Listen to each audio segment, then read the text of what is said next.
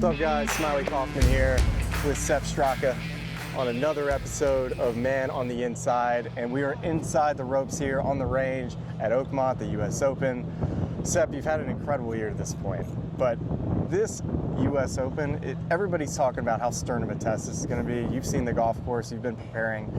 How hard is it out of 10? It's going to be the hardest, I think, the hardest tournament that I've played, if I had to guess. Weather's supposed to be pretty good, so that's going to help, but low winds, but it doesn't really matter on this course. You have to hit the ball in the fairway, and then into the greens, even with a 9-iron or a wedge, you're not really aiming at the pin most of the time. So it's just one of those courses where you just have to execute, and you have to play conservative, but if you don't execute, you're going to be in trouble. Well, I mean, you're coming in here in the top 10 in the world.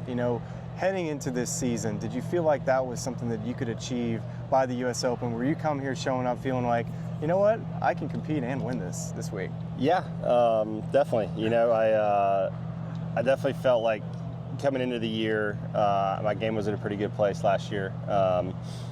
Hit the ball pretty well last year, didn't putt it great, and did some tweaking with the putter during the off season, and things have kind of clicked a little bit this year. It's been really nice, and coming into this week, it's a golf course where you got to drive it well, you got to hit your irons well, and if I feel like if I'm playing some good golf, I definitely could have a good chance. And just talk about some of the second shots you got to hit on this golf course, because these green complexes are the most absurd things that you've ever seen. A lot of times you get onto a very difficult golf course and you find places to where you can have good birdie looks, but this season, or this golf course I should say, it's hard to really figure out where you're going to have the good looks. Yeah, no doubt, because there aren't really many good looks. Usually if you miss the green, you're probably below the hole, but you're chipping out at some diabolical rough.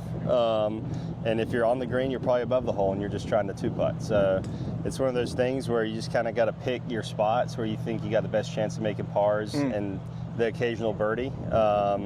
And that's where you got to play from, and you got to really kind of map it out a little bit. And so your iron game this year, when I look at your statistics proximity-wise, Scottie Scheffler's, who's being talked about so much with his approach game, but you're right there with him from how well you've hit your irons this year.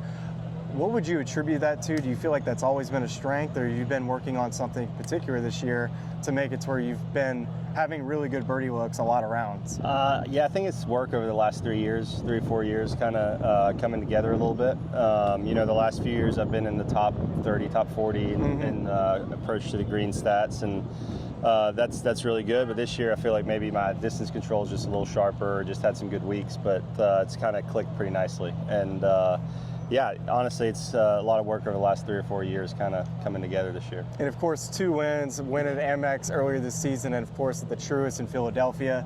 And I think a lot of people have gotten a chance to watch you on TV, and I just want to remind you, you are a Srixon ambassador, and we'd like for you to wear your hat more often. Can you talk about you taking your hat off in between shots? I know that it's maybe a bit of a tanning situation going on. Is that what we're doing? Yeah, exactly. Yeah, I try to hold it, to where, I'm hoping it's in the big frame and I'm holding it in frame. So, definitely a tanning situation. I think Stuart Sink has his thing. Yeah. I'm not trying to take that from him. So, and I think my wife appreciates it too. Okay, so when did you make the decision where you said, I'm just going to go and chop the lettuce off and we're just going to commit to it? Yeah, it was last fall. I'd been thinning for a while. And I was just tired of looking at it every day and wondering if it's going to come back, because it wasn't coming back, and I was going to end up here at some point, so I figured I might as well go ahead and help it out a little bit. Well, we got this camera right over here. Yeah. If you can look in this camera and speak to somebody that needs to hear it, of exactly what you need to do, talk to the camera. It's tough. I'll tell you, it's tough, but once you do it, it's the most freeing thing that you will ever do. If you just give in, just give up, it's not worth it. It doesn't look that good anyways. Just go ahead and let it go, take it off, and be free. Go with the buzz cut. You also might be winning on the PGA Tour twice if you go and do it. Maybe not. Sepp Straka was able to do it. Before we let you go, I want to talk a little bit more about just the rest of the year and what you have in front of you. Are you much of a goal setter when it comes to whether it's being on the Ryder Cup team or winning major championships, or are you pretty good about staying in the present? Yeah, I usually don't set a whole lot of goals in terms of results. I always want to keep my practice routine, make sure I'm doing that at home, on the road.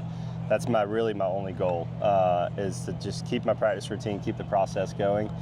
Now, it's hard to overlook the Ryder Cup. That was obviously a goal coming into the season, is to try to make that. But to achieve that, you just have to keep with the process, keep improving your game, and that's kind of been my goal this year, is just to try to fine tune it and get it ready for each week. Of course, you have your Austrian heritage with your parents, and if Zach Johnson would have called you back in Rome and said, "Hey, Sepp, I want you on the team," what decision would you have made on where you would have gone? If Luke Donald said, "Hey, I want you on the team too," would that have been a difficult decision, or would you have? No. How do you declare? I would have gone Europe. Yeah. Okay. Because you got a Southern boy accent. Nobody can confuse that. I know. It's hard to tell when I'm speaking English, but no, I grew up playing for the Austrian junior golf team, the European boys team championships, the men's amateur team championships, all that stuff, and representing Austria, and been very proud to represent the Austrian flag on the PGA Tour the last few years. Do you at least cheer for the Americans during the President's Cup, or are you so far off the deep end now? I'm pretty far off the deep end, but I'm still pulling for the Americans on the President's Cup. Yeah. I got you. Well, the only thing that's been different for you this year, you talked about keeping to routine and having the same thing you're doing every week on the range, on the golf course and prep. But what's changed a lot is your caddies. And it hasn't been necessarily a decision that you've been wanting to make. It's that Dwayne, your main man, has had some injuries with his back, but you've had our buddy Drew Mathers caddy for you, get a win. Then, of course, your twin brother, Sepp Straka, caddied for you at Memorial. And you've had success with both of them. Has it been kind of weird having different guys and having to coach them through it? It's been a little bit of fun. I'm glad Dewey's back now, though, because we were running Dewey's system with the numbers and win calculations and all that, and I was getting a little tired of doing the math, to be honest with you. So it was fun to have Drew on the bag, fun to have Sam on the bag, but I was ready for Dewey to get back, and he's here this week. There was no more nervous of a person than Drew at Truist on those last 3 holes, trying to get you to the finish line. It was great to see you get the win. The last thing I'm going to ask you here, Sepp, before you get started with this U.S. Open prep, is that you're a dad. And how cool it is to bring, Paige and Leo out to the golf course when you're at home and even out on the road.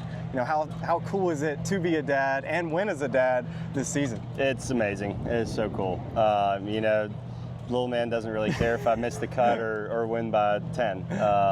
He's the same every day, and well, he's different every 10 minutes, well, but you know what to expect. I can relate to that. But no, it's been so much fun having them on the road, being able to do stuff on Mondays or Tuesdays if I have some time, going to zoo or doing some of the outings they have for us, and it's been a blast, and excited we're expecting another one in November. There you go. Yeah, excited to be adding to the family. Look out. You see, you're going to have 2 assistant coaches, as we both are going to have sons the same age, so it's going to be pretty fun watching us 2 on the sidelines trying to coach at Birmingham, as we live very close to each other. We got to pick our sports. We got to pick our sports. Maybe you do football, do basketball, I don't know. I'd like that. I can't do basketball. I don't know anything about it. Well, congrats to you, Sepp, and best of luck this week, and of course the rest of the year. We're been excited to watch you have all the success. So thanks, Smylie. All the best, brother. Appreciate you.